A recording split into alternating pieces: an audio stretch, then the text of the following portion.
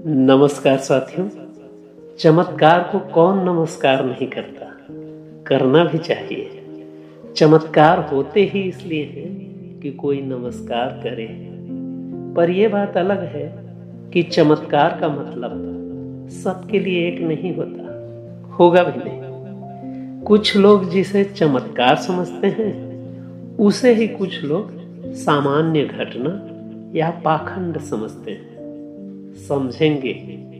और आज ही ऐसा होता है ऐसी बात नहीं है, बल्कि ऐसा हमेशा से समझते आए हैं। तभी तो हमारे हिंदू धर्म के वायु पुराण में यह बात कही गई है कि मुंडे मुंडे मतिर्भिन्ना कुंडे कुंडे नवंपय जातो जातो नवाचारा नवावाणी मुखे मुखे।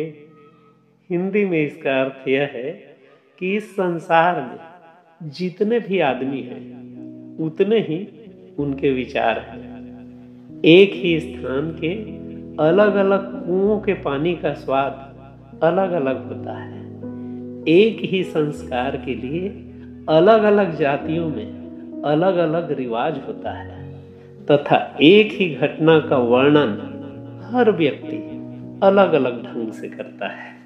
खैर, जैसा कि इस संसार में नित्य ही कोई न कोई चमत्कार होते रहते हैं, वैसा ही चमत्कार आजकल के कुछ बाबा बैरागी और पीर फकीर भी दिखा रहे हैं, जिनके पक्ष और विपक्ष में सोशल मीडिया पर खूब चर्चाएं हो रही हैं। लेकिन मैं आप सबको एक ऐसे ही चमत्कारिक किंतु पुरानी घटना के बारे में बताने जा रहा हूं, जिसे जान सुनकर आप सब भी इस चमत्कार को नमस्कार किए बिना नहीं रह पाएंगे, ऐसा मैं समझता हूं। घटना कुछ इस तरह का है कि हमारे देश के संत शिरोमणि रामकृष्ण परमहंस एक दिन सुबह गंगा के किनारे बैठे हुए गंगा की बहती हुई जलधारा को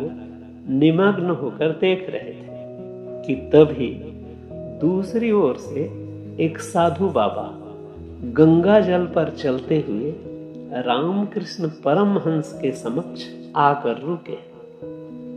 रामकृष्ण परमहंस एक बार नजर उठाकर साधु बाबा की तरफ देखे, फिर वापस गंगा जल की धार को देखने लगे। तब उस साधु बाबा ने रामकृष्ण परमहंस से पूछा कि आपने कुछ देखा? रामकृष्ण बोले कि हाँ, मैंने बहुत कुछ देखा और अब भी देख रहा हूं। साधु बोले कि आपने मुझे गंगा में चलकर आते हुए देखा? रामकृष्ण बोले कि बिल्कुल देखा, क्योंकि तुम मेरे ठीक सामने नदी के उस पार से आए हो। साधु ने कहा कि आपने क्या देखा? रामकृष्ण बोले कि तुम्हें गंगा नदी के पानी पर चलते हुए आते देखा। साधु ने कहा कि आपको अचरज नहीं हुआ? मेरा पानी पर चलना चमत्कार जैसा नहीं लगा आपको? रामकृष्ण बोले कि बिल्कुल लगा। साधु ने फिर पूछा कि जब पानी पर मेरा चलना चमत्कार जैसा लगा तो आपने पूछा क्यों नहीं कि मैं पानी पर कैसे चल लेता? रामकृष्ण कुछ बोल ही रहे थे कि साधु ने उन्हें रोकते हुए कहा कि क्या आपको पता है कि इस विद्या को जानने के लिए मैंने कितनी साधना और तपस्या की है? रामकृष्ण बोले कि अब तुम ही बता दो। तब साधु बाबा ने कहा कि पानी पर चलने की इस अद्भुत कला को जानने के लिए मैंने 40 साल साधना की है, तब जाकर इस कला में पारंगत हुआ और इस कारण मैं कुआं, तालाब, नदी या समुद्र के जल पर आराम से चल लेता हूं। उसने आगे कहा कि मेरे गुरु के अलावा सिर्फ मैं ही उनका एकमात्र शिष्य हूं जो पानी पर चलने की इस विद्या को सीख पाया, जिसके कारण मेरे गुरु भी मुझ पर बड़ा गर्व करते हैं। साधु की बातों को सुनकर रामकृष्ण परमहंस बोले कि सचमुच तुम्हारे इस कृत्य ने मुझे आश्चर्य में डाल दिया है, क्योंकि जो काम तुम सिर्फ 4 आने में कर सकते थे, उस काम के लिए तुमने अपने अनमोल जीवन के 40 साल खर्च कर दिए। रामकृष्ण की बातों को सुनकर साधु ने कहा कि आप कह क्या रहे हैं, मैं समझा नहीं। लोग वाग तो मेरे इस काम को देखकर मेरी खूब वाहवाही और जय जयकार करते हैं, और आप कहते हैं कि मैंने अपने अनमोल जीवन का 40 साल बर्बाद कर दिया। रामकृष्ण समझाए उसे कि यदि तुम्हें पानी पर चलना नहीं आता तो क्या करते गंगा घाट पार करने के लिए? 4 आना नाव वाले को देते और वो तुम्हें उस किनारे से इस किनारे पहुंचा देता। लेकिन इस 4 आने को बचाने के चक्कर में तुमने अपनी जिंदगी का 40 साल गंवा दिया। ये कहाँ की बुद्धिमानी है? तुम्हारे इस कारनामे को देखकर मैं मन ही मन काली माँ से कह रहा था कि हे माते, ये तू कैसे कैसे चमत्कार दिखाती है, कैसे कैसे बुद्धुओं को तू भेज रखी है। तेरी लीला अपरंपार है।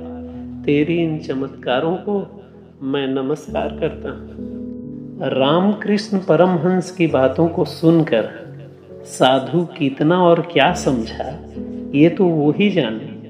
पर इस घटना के बारे में जानकर इस वीडियो को बनाने वाले हमारे सहयोगी दुर्गेश कुमार ने मुझसे पूछा कि सर जी, आप ऐसे चमत्कारों या चमत्कारी बाबाओं के बारे में क्या राय रखते हैं? मैंने दुर्गेश से कहा कि ऐसे चमत्कारों या बाबाओं के बारे में मेरा विचार जानकर तुम क्या करोगे, क्योंकि मेरे विचार तुम्हारे लिए किसी काम के नहीं होंगे। मेरे इस जवाब को सुनकर दुर्गेश ने दूसरा सवाल करते हुए कहा कि अच्छा, आप यह बताइए कि आप कभी ऐसे चमत्कारी बाबाओं के पास मिलने जाते हैं कि नहीं? मैंने कहा कि मेरी उम्र का अब 63वां साल चल रहा है और आज तक जादूगरों को छोड़कर किसी भी अन्य तरह के चमत्कार दिखाने वालों के पास न तो मैं गया हूं और न ही आगे जाने की कोई रुचि है।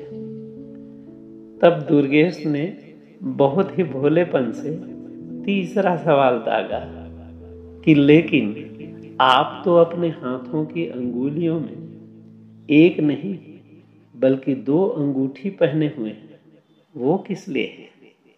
मैंने भी साफ शब्दों में उसे बताया कि ये रिंग फिंगर वाली अंगूठी मेरी अर्धांगिनी ने हमारी शादी के 12-15 साल बाद क्यों और किस लिए पहनाई है, न तो मैंने पूछा और न ही वो बताई। उसने पहनाई और मैंने चुपचाप पहन लिया, यह समझकर कि अर्धांगिनी है तो इतना हक तो बनता है।